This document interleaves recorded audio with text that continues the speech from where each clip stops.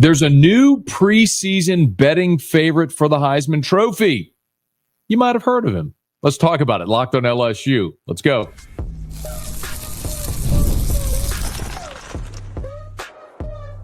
You are Locked On LSU, your daily podcast on the LSU Tigers. Part of the Locked On Podcast Network, your team every day. Okay, let's get it. It is Locked on LSU, your team every day. I'm your host, Matt Moscona. Thanks so much for making us your first listen. We are free, available wherever you get podcasts, of course, on YouTube as well. So please subscribe. As always, one of the fastest ways to help us grow is by leaving your comments below. So thank you so much for being here, and thank you for doing that. Today's episode is brought to you by TurboTax. Ready for stress-free taxes and the most money back guaranteed? Head over to TurboTax.com today and get matched with your expert. LSU baseball blasts Xavier. I'll get to a quick recap of that here in just a smidge. Kaden Durham stopped by with our guy, Chris Gordy, for the Locked On SEC podcast. Of course, you can hear that whole interview or watch it on Locked On SEC. But I want to hit some of the high points. Get to that in just a bit. But of course, here at Locked on LSU, we're partners with our friends over at FanDuel. And it just so happens that our friends over at FanDuel have updated their Heisman Trophy odds for 2025. And lo and behold, there are now co-favorites to take home college football and arguably all of sports' most prestigious and notorious individual award, the Heisman Trophy. And one of them happens to play in the purple and gold. That's right. Garrett Nussmeier and Arch Manning are co-favorites to win the Heisman Trophy at plus 800 odds right now. How about that? Of course, for Nussmeier and Arch, for that matter, there's a little bit of an oddity with respect to both. So Nussmeier is the nation's leading returning passer. Nussmeier is the only returning passer in college football that threw for 4,000 yards in 2024. So that alone, and the fact that he plays in the SEC, gives him a huge boost. The flip side of that is that Garrett Nussmeier also led the SEC with 12 interceptions, and he had a stretch over 5 games where he threw 9 picks. And that was really an integral part of the season when LSU saw its championship hopes fade away. The interceptions against Texas A&M and then subsequently Alabama and Florida. And we know what would happen at the end of the season. But the bottom line is, all of us who are very optimistic about LSU look at Garrett Nussmeier through this prism. He's a guy that threw for 4,000 yards a year ago, is coming back for a 5th season in college football. And while you are replacing 4 starting offensive linemen, and you will not hear me minimize that, regardless of whatever struggles they may have had in the run game a year ago, that was a very good offensive line, a veteran offensive line. Still, LSU went and loaded up with assets around Garrett Nussmeier and talent and resources. I mean, you're returning your leading receiver in Aaron Anderson. You're returning Xavier Thomas. You went and added guys. You're returning Chris Hilton. You went and added guys like Nick Anderson, a freak show deep threat home run hitter from Oklahoma, one of the top receivers in the portal. You added Berrien Brown, who, by the way, was rated as the fastest player in college football. You went and added Bauer Sharp from Oklahoma, who was their leading receiver, to replace Mason Taylor at tight end. You added Donovan Green from Texas A&M. My goodness, you added 2 starting players on the offensive line in the transfer portal, and Braylon Moore and Josh Thompson from Northwestern. I'm not telling you anything you don't know, but I'm just validating why you see Garrett Nussmeier there. The other thing that is so fascinating is the perception of LSU football. Now, I understand, listen, if you are a younger LSU fan, and this is not casting shade, I'm not one of these old guys that's like, you old Gen Zers or Gen Xers, I don't even know what they call them now, but whatever generation. Like, you don't know what it's like, because back in my day, we watched guys with single bar face masks, and there was no upper deck at Tiger Stadium. Like, I'm not that guy. You're a fan of the era in which you're a fan, and it's what it is. You can't make yourself older and having been around. That's not the point at all. But the reality is there is a generation of LSU fan that has no concept of LSU as anything other than an elite quarterback school.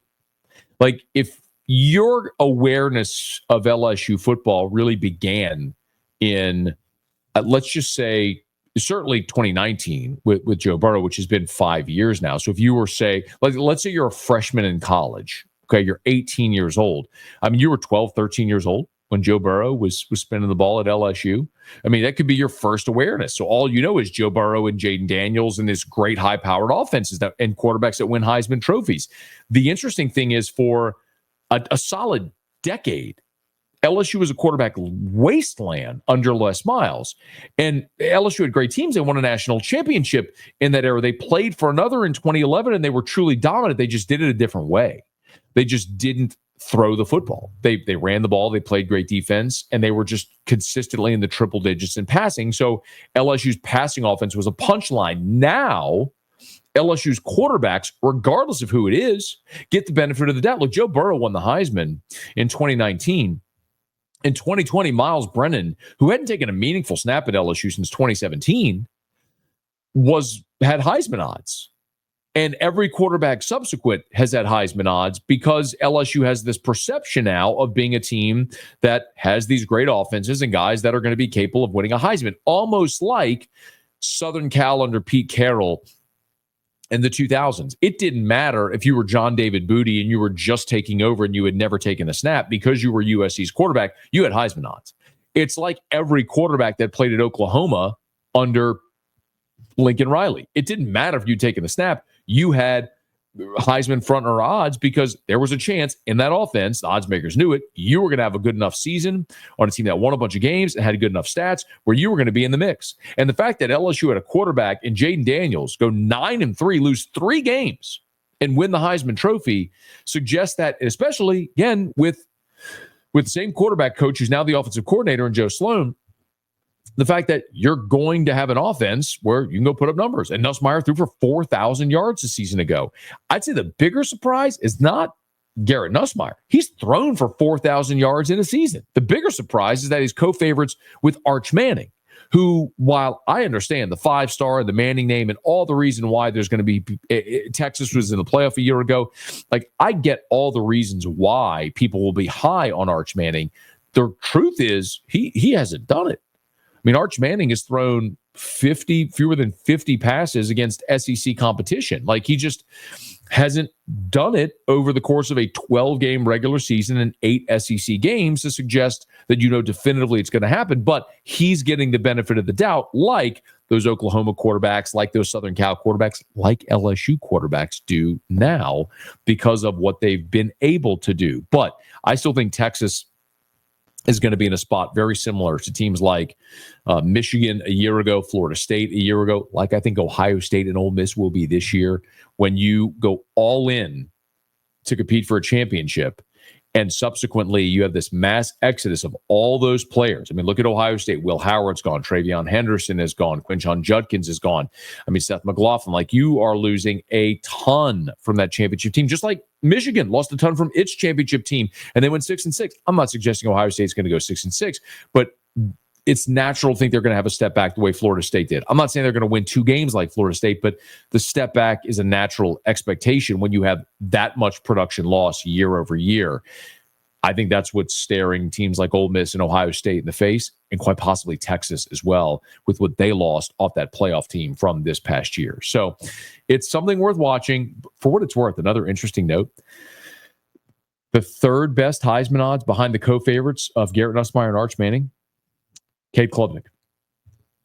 Garrett Nussmeier, Cade Klubnik, LSU Clemson, week 1 at Clemson. Boy, is that going to be fascinating theater. It cannot get here soon enough. I understand we're in March. It's March Madness time for NCAA tournament, basketball, college baseball's. The SEC weekend is just beginning. Like, this is the first SEC weekend stares in the face. There's so much going on in sports that we're fired up for before we ever start getting to the college football season. But man, that cannot get here soon enough, because that is going to be great theater with LSU at Clemson week 1 the college football season with 2 of the top 3 Heisman frontrunners. But Garrett Nussmeier, as of right now anyway, tied with Arch Manning for the best odds to win the 2025 Heisman Trophy. If he does, it'll probably be in large part due to the fact that he's had a good balanced running game with Kaden Durham. And Kaden Durham was a guest with our guy Chris Gordy on Locked On SEC. One of the high points of that conversation. When we continue, it's Locked On LSU, your team every day. Okay, y'all. This is a message from our sponsor, Intuit TurboTax. Taxes was waiting and wondering and worrying if you were to get any money back, and then waiting and wondering and worrying some more. Now, Taxes is matching with a TurboTax expert who can do your taxes as soon as today. An expert who gives your taxes their undivided attention as they work on your return while you get real-time updates on their progress so you can focus on your day. An expert who will find you every deduction possible and file every form, every investment, everything with 100% accuracy, all so you can get the most money back guaranteed. No waiting, no wondering, no worries. Now, this is Taxes.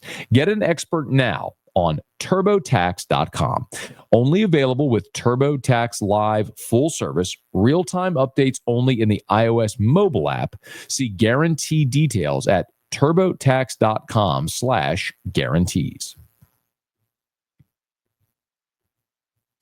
So Kaden Durham is entering his sophomore season at LSU, and my goodness, was Kaden Durham magnificent in year 1, almost out of nowhere. Listen, my hand's in the air, y'all. Every single interview I did before the 2024 college football season, when I was asked about breakout player, and it's the same thing everybody asks. Who's the breakout player on offense? Who's the breakout player on defense? Who's the name you don't know now that everyone will know by the end of the season? Everybody asks the same questions when you go through spring ball and then when you go through SEC football media days and all the preseason fall camp and all that stuff. And my answer over and over and over and over and over and over again was Caleb Jackson. We saw Caleb Jackson have some really explosive runs as a freshman in 2023. And quite honestly, in fall camp in 2024, there were some really impressive runs. There was a run in fall camp we talked about. If you're an everydayer, thank you for that. You might remember this. There was a play, and I'll never forget where on the practice field they were on the Ponderosa, where Kaden Durham and Whit Weeks met in the open field. And Kaden Durham absolutely dump trucked Whit Weeks. No small task. We were all very high on Kaden Durham. Well, Kaden Durham ended up not necessarily having the best season. Caleb Jackson. I'm sorry, Caleb Jackson. He played in 13 games, but Caleb Jackson ended up with only 44 attempts for 155 yards. He netted 150, an average of 3.4, didn't score a long of 19, averaged 11 rushing yards a game. Kaden Durham in the South Carolina game emerged, exploded, and then even after he dislocated those toes against South Alabama, he continued playing with a steel plate to flatten out his foot and never missed a beat. He ended up rushing for 753 yards, averaged 5.5 yards a carry, scored 6 touchdowns, had a long of 86. He was awesome as a freshman, and he came virtually out of nowhere. Now, the other thing that's interesting about this team is we're all excited to see Kaden Durham come back. Now, Josh Williams is gone, and Caleb Jackson is back as well. And you add 5-star freshman Harlem Berry to the mix. So this is a stacked running back room for LSU right now. But for Kaden Durham, he also talked about the fact that he's never really had a true offseason. For me, it's been real good. I've never really had a off-season, a spring season, because I usually run track. So for me, it's kind of different. So right now I'm just, working on my, my bench, really, my upper body. Then just, working on my, little tweaks and stuff, the little stuff in football. So how much, it's one of the things that I think is often overlooked is the value of the offseason. So Kaden Durham has great speed, and we saw it on display because he was a track guy in high school. Well, now he's not running track. So when you can commit the entire spring season to football and honing your craft there, how much better can you get especially while working with Frank Wilson. He talked also about with our guy Chris Gordy about playing for Frank Wilson. Just him as a person, he's never gonna lie to you. He's gonna keep 100 through and through. And if you don't like it, then you don't like it. But that's what I like, me personally. Because growing up, my parents always kept 100 with me. They're gonna tell me this, that, and the third, and either go like it or you don't. And then it's like the way he coached, the way he feed off energy to you, it makes you want to. The way he talked to you, make you think you can run through a big wall 5 times back to back to back. Just it's just the way he talks to you, the way he breathes life into you. It's just, man, it's different. It's different. I remember for as long when Frank Wilson was in Baton Rouge in his first stint before he became the head coach at UTSA. I remember he would often have this saying that the depth chart was written in sand. And you always know, I guess I've done this long enough to know, and talking to enough college football players, just different athletes at different sports, different levels, that a coach has their team's attention when you hear the coach say something and then independent of that, you hear the players repeat it. Meaning you're in an interview with a coach, he says something. Well, then at a different time, you maybe have media availability with players and you hear them repeat it. And with Coach Frank, you would always hear his running back say the depth chart's written in sand. And he will rotate guys indiscriminately. And that's what happened last year against South Carolina when Kaden Durham got his shot. Remember, LSU was down in that ball game. You had some unfortunate turnovers. It was an 11 a.m. game. The crowd was going crazy, playing Sandstorm and all that stuff. And you got a very fortunate interception in the back of the end zone early in that game from Zy Alexander, which started to turn it. But the thing that really turned that game for LSU was Kaden Durham, who really steadied LSU in that football game. Now, Garrett Nussmeier threw for over 300 yards. He was awesome that day. Look, I know the interceptions happened and there were the penalties that are controversial, but they weren't controversial. They're both penalties. I mean, South Carolina made 2 stupid plays on interceptions. Don't make stupid plays and you win that game. But the point is, Kaden Durham was really, really good in that game, and he got the opportunity when Josh Williams was your guy. We're all still early in the season in September, expecting Caleb Jackson to have the big season. But Durham got a shot, made the most of it, so he got more of a shot. What he's going to have to learn in this offseason, though, is very clear. It's the thing that allowed Josh Williams to stay on the field for as long as he did, despite not being the most physically gifted back. It was his all-around potential, and especially his ability to block. That's what I had to learn coming in, because me coming in May, we was just doing running routes and all that. Then come August, you got on a block. I'm like, huh? Because I ain't, in high school I blocked, but I ain't really I wasn't blocking Colin Simmons or none of that. I was blocking some regular people. So when come August, fall camp, coach, we're going one-on-one blocking for 5 minutes straight. I'm like, it's crazy. Trying to block Perk, Witt, West, all them guys it's just gonna build character for sure. And every team in the SEC has a Harold Perkins, has a Witt Weeks, has a West Weeks. They have starting caliber SEC linebackers that are physically imposing. So every week you got to do that. Listen, when we talk about Josh Williams and some of the defining moments of his career, I think a lot of people will talk about, the Alabama game, for example. The Alabama game in 2022, the overtime game where, that overtime period was allowed because of a block that Josh Williams threw, sort of leaving his feet, throwing his body to give Jaden Daniels time to get the game, what ended up being the winning touchdown.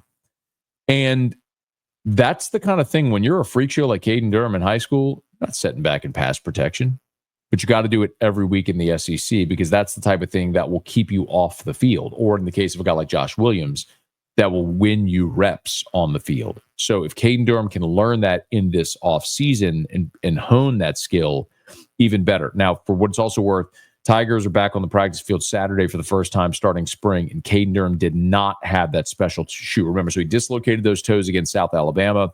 He played the remainder of the season with a special shoe with a metal bottom to it to try to flatten out those dislocated toes. He was just in a regular cleat, as I understand it, from people who were there on Saturday. So that's fantastic news that you're actually going to see Kaden Durham 100% Kaden Durham. And, of course, it'll be a huge benefit having Kaden Durham next to Garrett Nussmeier, of course, the senior quarterback, someone else he talked about. He's the head honcho of this team. So I feel like as he go, we go. So as he's taking the leap, we're gonna take the big leap, and I know he's gonna take the leap. He's already given that energy off. You know, he's taking leaders on the team, leading us in the right direction, and he's gonna lead us to where we need to be.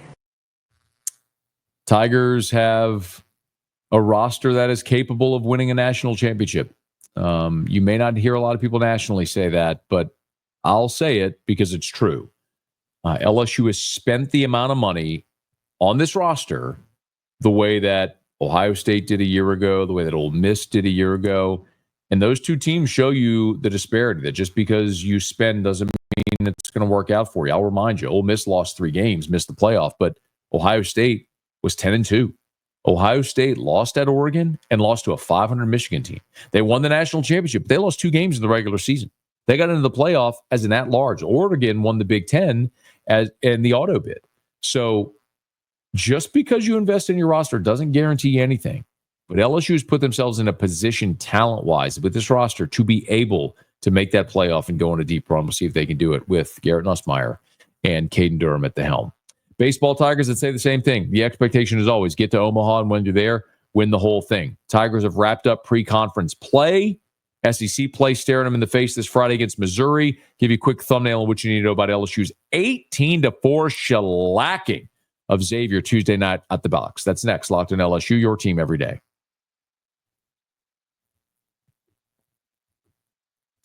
If you're looking to optimize your nutrition this year, Factor makes eating well easy with chef-prepared, dietitian-approved meals that are fresh, never frozen, and ready to heat and eat in just 2 minutes. With 40 options across 8 dietary preferences every week, you can customize your meals to fit your lifestyle, whether it's Calorie Smart, Protein Plus, or Keto. Plus, Factor even offers wholesome smoothies, breakfast, and grab-and-go snacks to keep you fueled all day long.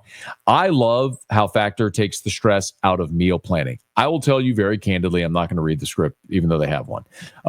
Even ever before we started doing these Factor reads on Locked on LSU, I am a big believer in meal plans because my wife would spend all day Sunday meal prepping for the week. And it got to the point where I said, I need to give you your Sunday back. So I started looking for meal prep plans, and I've tried them all. Some of them gone out of business. Some of them, the food stunk. I will tell you unequivocally, Factor is the best product for meal prep plans that I have ever tried. Unequivocally. Like, I am a paying customer of Factor. Every Monday, my Factor box shows up at my house. I get 8 entrees a week. You can pick however many you want. You can pick, as I mentioned, Keto, Protein Plus, whichever diet you want. You can do. I don't do the breakfast. You can if you want. You can do snacks. I don't. I intermittent fast. But I have 8 Factor entrees that come, and during the week, those are my meals for lunch and for dinner throughout the course of the week. And it tastes great. It's literally that easy. You slit the film, put it in the microwave for 2 minutes, heat and eat, and it's chef prepared. It tastes awesome. It's convenient. I could not recommend it highly enough, especially for the convenience, the taste, and if you're trying to eat healthier, portion control, calorie control, I'm telling you, you got to try it. The convenience is unbeatable. There's no prep. There's no mess. Just great food in 2 minutes. Eat smart with Factor. Get started at factormeals.com/LockedOnCollege50 off and use the code LockedOnCollege50 off to get 50% off your first box plus free shipping. That's code LockedOnCollege50 off at factormeals.com/LockedOnCollege50 off to get 50% off plus free shipping on your first box. The LSU Baseball Tigers wrapped up its pre-conference slate with a shellacking of Xavier on Tuesday night out at Alec Box Stadium, 18-4. The Tigers put up 7 runs in the first inning, 3 in the second, another 7 in the third, and it was overwhelming. Derek Curiel got a knock to lead off the game. Jared Jones hit an absolute blast to left center over the Tony Sashery sign, and then Daniel Dickinson a solo shot. Tigers were up 3-0, 3 batters into the game. They batted around in the first. The only batter not to get on base in the first was Luis Hernandez, who grounded into a double play. The third out of the inning was Derek Curiel, who hit a double and was trying to stretch it to a triple and got thrown out at third. The big blast came in the third when Tanner Reeves, who started at third base yet again, hit a grand slam, another 7 spot there. The Tigers bats cooled in the 5th and the 6th, but Jay Johnson at that point had emptied his bench. There were 20 different LSU position players that played in this ball game. So Jay emptied his bench, and in the 5th and the 6th, you saw some backup players have a little bit of a struggle. As a matter of fact, the freshman reliever from Xavier struck out 5 of the final 6 LSU batters. In the 5th, Aaron Beatty struck out. John Pearson struck out. Then Costello struck out. So they struck out the side in the 5th. And then in the 6th, Fry struck out. Paul struck out. And then Braswell walked and Larson grounded out for LSU's final out of the game. They would end this game in 7. I think sometimes when you win a game 18-4, you run rule a team and it's that overwhelming. Again, the Tigers through 2 2/3 were up 17-0 after Reeves's grand slam. Through 2 2/3, it was 17-0. I mean, this was an obliteration in every way. Josh Pearson had 2 hits to the right side against the shift. He hit at the shift and still got it through the shift twice. Jake Brown muscled a couple of balls. I mentioned Jared Jones, who had a homer in the second at-bat of the game. He also singled in his third at-bat. His second at-bat, he hit a pop fly into it was a major league fly ball into shallow right. The second baseman should have caught it. They didn't communicate. It lands for a single. The point is, it was just one of those days where everything LSU did worked, and those days happened. Xavier's not a very good team. LSU is a very good team, and it went well. But I'll tell you also, though, from the pitching side of things for LSU, this was a day where I think Jay Johnson is continuing to learn who he can count on. And there was a couple of significant outcomes from this. William Schmidt got the start instead of Connor Ware, and Schmidt was great. He threw the first inning. He allowed just 1 hit, struck out a guy. He was very clean. Jaden Newt went out there and threw the second, and while he struck out the side, he walked 2 guys. So Jay Johnson gave him the third as well, and he pitched a clean third with a strikeout. Then Connor Ware went out there in the 4th, and this is sort of one of the big takeaways. Connor Ware's the JUCO lefty who we've told you throughout fall and preseason really was LSU's best pitcher. And he was the guy that was sort of the assumption, if any of the starters in the rotation had an issue, Ware would be the next guy up. Well, Connor Ware, who struggled mightily last week, had another bad outing. He only went 2/3 of an inning. He allowed 3 hits. He walked a guy. He did strike out 2, which goes to show you that when the stuff gets over the plate, he can overwhelm hitters. The problem is he has really struggled as well. And now back-to-back outings where he struggled like that, it is safe to say that William Schmidt now has overtaken Connor Ware for that 4th starter. So if you end up needing someone to take that role at this point, it very likely is going to be William Schmidt, not Connor Ware. If you're looking for maybe a wild card, I would tell you Zach Cowan. Zach Cowan was the Friday night guy for Wofford last year. He's been very good in relief as a middle relief guy that can extend, and he's probably going to fill that role. But if you get to a point where you have to have someone who can start and extend for you, that could be another guy worth watching. After Ware, Maverick Rizzi went out there. He finished the 4th for Ware and then pitched the 5th. Then we saw Jacob Myers in the 6th, and Jacob Myers is just a real-life nuclear shell. I mean, he struck out the side, but he also walked 2 guys, and it's not sufficient just to look at the box score. You would have had to have seen it. Like the first batter, he dots 97, gets a weak swing and miss. He's up 0-2, throws 3 balls consecutively after that to get the 3-2, and they were all in different parts of the strike zone. One went to the backstop, and then he ends up getting the strikeout. It's almost like if you've ever taken golf lessons or you've ever practiced putting drills, something that they'll work on is like they'll put 5 or 6 or 7 balls all in one spot, and they'll make you try to have a repetitive stroke. And so when you hit 5 balls consecutively, you want to look and see, look, maybe one goes in the cup, one's a smidge left of the cup, one's a smidge right of the cup, but basically they're all in the same area, same speed, all that sort of stuff, because you have a consistent stroke. What you don't want is one that goes 2 feet, one that goes 7 feet, and one that goes right, and one that goes left, because now you're spraying the ball. That's Myers right now. The stuff is amazing. When he commands it and gets it over the plate, he's got electric stuff. The ball explodes out of his hands. I mean, he struck out the side in the 6th. He's great when he commands it. Do you trust him to command it? That's the problem he has right now. Kason Evans pitched the 9th, and he actually, for the first time, got in a little trouble. Out of the first 2 guys to reach, he did allow a run. He walked a guy, but again, struck out the side. So when he commands it, really good. I don't worry about Kason Evans. This was a one-off so far in the season with the struggles he had. But we've learned a lot about LSU so far to this point in the season as the Tigers get an 18-4 win over Xavier, and the Tigers continue to chug along. and they get a real benefit. Starting conference play at home against the worst team in the league. So you play Missouri. It's an awesome opportunity to go get a series win at home. Maybe, knock on Formica, a sweep to give yourself a little bit of a cushion to start conference play with the grind ahead of you. So we'll see how it goes for the Tigers this weekend, but all things considered, they got a lot of guys work. They mash the baseball, very confident, and you continue to learn a lot about your pitching staff. What I do know is going into this weekend, you got 3 starters that you believe you can count on, no less than 5 relievers that you feel really good about. This last weekend, you got a weekend sweep. You used only 9 pitchers. I think you could see something similar this weekend with those guys you trust. We'll see if we see the season debut as well of Gavin Guidry, who's been dealing with a back injury that has yet to make his debut. So Tigers finished pre-conference.